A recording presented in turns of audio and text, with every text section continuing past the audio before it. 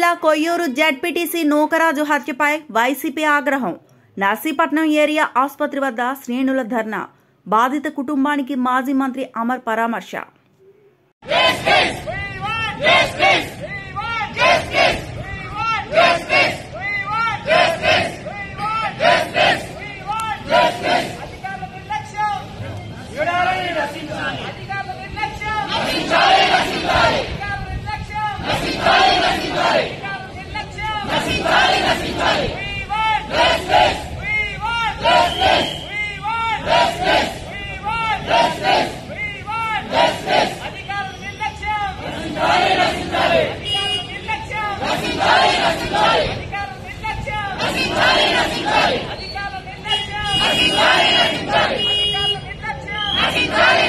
Así